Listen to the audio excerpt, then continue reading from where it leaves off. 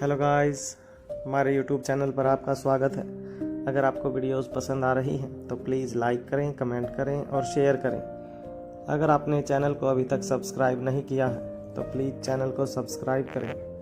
धीरे धीरे सभी महत्वपूर्ण लोग मीटिंग हॉल में इकट्ठे हो गए थे। सभी एक बड़ी सी दीर्घ वृत्ताकार मेज के चारों तरफ अपनी अपनी जगह पर बैठे हुए थे। सबसे आगे एक और चिराग मेहता बैठा हुआ था तो वहीं दूसरी ओर भूमि बैठी हुई थी। चिराग मेहता की ओर उसे आगे वाली कुर्सी पर सबसे पहले अब्दुल्ला और फिर परशुराम सूर्यवंशी बैठा हुआ था। वहीं दूसरी तरफ भूमि के साथ वाली कुर्सी पर पहले कौटिल्य और फिर प्रीति बैठी हुई थी और सामने की तरफ 2 कुर्सियां खाली थी जो अनिका और रोहित के आकर उन पर बैठने के लिए इंतजार में थी। दरअसल सभी अनिका और रोहित मारवा के आने का इंतजार कर रहे थे। चिराग अपने दोनों हाथ बांधकर बिल्कुल आराम से बैठा हुआ था और लगातार सामने की तरफ देख रहा था। वहीं अब्दुल्ला और परशुराम सूर्यवंशी दोनों ही बड़े ही सचेत बैठे हुए थे। वहीं भूमि यह सोच रही थी कि इस मीटिंग में आज क्या क्या होने वाला है, तो कौटिल्य लगातार यह सोच रहा था कि इस मीटिंग में उसे कौन कौन सी बातें डिस्कस करनी है। वह चाहता था कि सभी जरूरी सूचनाएं जो उसने एकत्रित की हैं वह उन्हें सभी साथियों के साथ साझा कर सके।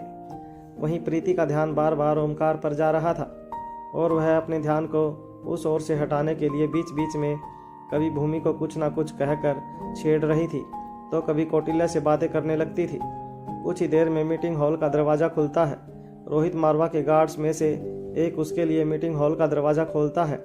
रोहित अनिका को अपने हाथ से आगे चलने का इशारा करता है। पहले अनिका और उसके ठीक पीछे पीछे रोहित मारवा अंदर आते हैं। उनके आते ही जैसे ही सभा खड़े होने लगते हैं, रोहित अपने हाथ से उन्हें बैठे रहने का इशारा करता है। दोनों सामने की ओर चले जाते हैं। रोहित अनिका को बैठने के लिए इशारा करता है। अनिका के बैठने के साथ ही रोहित भी बैठ जाता है। अनिका मुस्कुराकर कहती है, मुझे उम्मीद है कि अब तक सभी की थकावट दूर हो गई होगी और बीती रात सभी के लिए बेहद रोमांचक रही होगी। अनिका की बात सुनते ही सभी के चेहरों पर मुस्कान आ जाती है।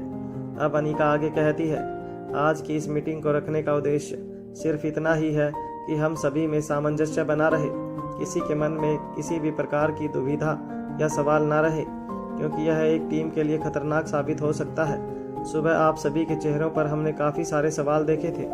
मैं उम्मीद करती हूँ कि उनमें से कुछ अब तक खुद ही खत्म हो गए होंगे और बचे हुए अब खत्म हो जाएंगे। इसके बाद वह एक पल रुकती है और आगे कहती है, इस मीटिंग की शुरुआत हम परशुराम सूर्यवंशी आपसे करते हैं। कहिए, क्या आप कुछ कहना चाहते हैं? परशुराम कहता है, सर और मैडम जी, मेरा केवल एक ही अनुरोध है कि हमें उन पर हमला करने की अनुमति दे दी जाए। इससे पहले कि वह हम पर कोई खतरनाक पासा फेंकें, उससे पहले ही हम उन्हें जड़ से खत्म कर दें। उन्होंने हमारे घर में घुसने की गलती की है, इस गलती की सजा उन्हें मिलनी ही चाहिए। इतना कहने के बाद परशुराम सूर्यवंशी चुप हो जाता है। कुछ पल खामोश रहने के बाद अनिका अब्दुल्ला की तरफ देखती है। अब अब्दुल्ला बोलना शुरू करता है, मैं भी वही कहना चाहता हूँ जो परशुराम सूर्यवंशी ने कहा। अब पानी सिर से ऊपर चला गया है। कल के हमले में हमारे कुछ लोग गंभीर रूप से घायल हो गए। बस अच्छी बात सिर्फ यह है, किसी की जान नहीं गई। इसके अलावा घर के किसी सदस्य को इसकी कोई खबर नहीं हुई और सभी पूरी तरह से सुरक्षित हैं। लेकिन हर बार ऐसा हो यह जरूरी नहीं है।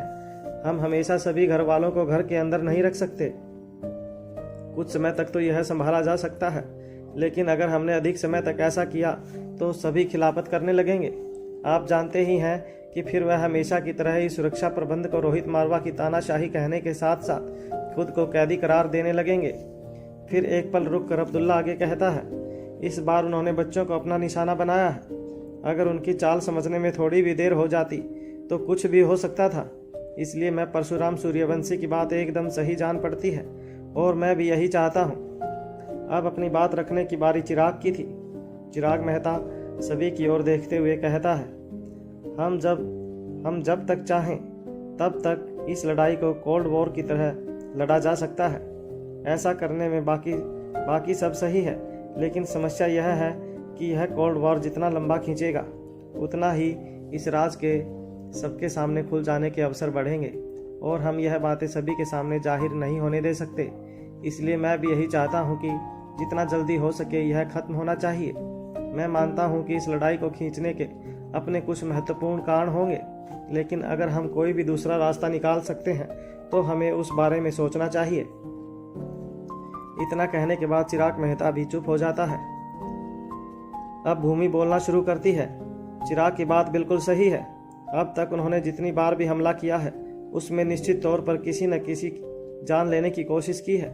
चाहे यह कहा जाए कि हमारी प्लानिंग बहुत अच्छी है या यह कहा जाए कि हमारी किस्मत अच्छी है, अभी तक ऐसी कोई हानि नहीं हुई जिसकी भरपाई ना की जा सके। लेकिन हमेशा ऐसा ही हो कि वह असफल ही हो, यह जरूरी नहीं है। अब तक दुश्मन की हिम्मत हर बार पहले से ज़्यादा बढ़ी हुई दिखाई दी है। इसके अलावा दुश्मन पहले से भी ज़्यादा ताकत के साथ सामने आकर खड़ा हो रहा है।